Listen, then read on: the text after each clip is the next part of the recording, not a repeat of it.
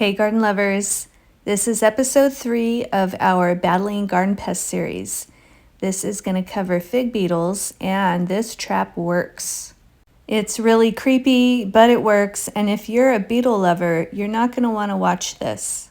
We get swarms of fig beetles every year because of our fruit trees, and although these little creatures are incredibly colorful with their metallic green and blue, they're extremely destructive. They get to most of our fruit, and then they bury themselves in our growing beds and hatch grubs, and then the grubs eat the roots of all of our young plants.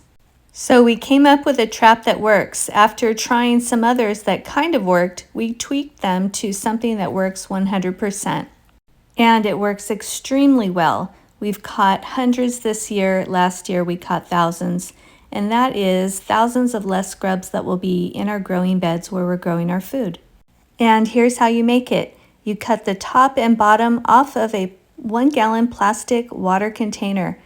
And the part that is tapered on the top, you want to make sure that you leave some of it that's tapered because that is going to stop them from coming up through the trap. Place the top part of the water container on top of the bucket lid. With a marker, trace a line around the water container onto the bucket lid, and cut that section out with an X-Acto knife. Be very careful. The plastic container is going to fit snugly in the hole in the bucket lid. Now you'll need the cross section that goes inside of the water container. We use a leftover cross section from a beetle trap that didn't work, but you can make your own from plastic or cardboard. The key to this trap working is filling up the bottom of the bucket with dropped rotted fruit.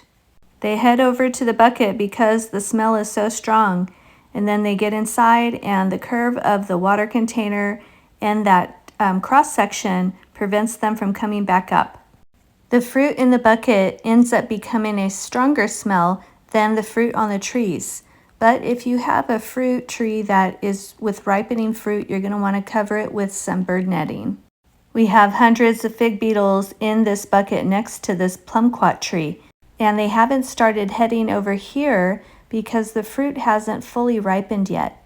So if you get swarms like we do, you're going to start noticing this bucket filling up pretty quickly within a week. So the day of green waste pickup, we dump the fig beetles in the green waste so that they could be transported off to green waste land, wherever that is. I'm sure it's full of fig beetles already. You're probably wondering why we don't feed them to our chicks. And we've tried. Fig beetles have gotten in their run and they've chased them down, but I think their outer armor is too hard for them to peck through. And if you don't have swarms, but you have a few flying around your garden, I've got a quick tip on how to catch just a few.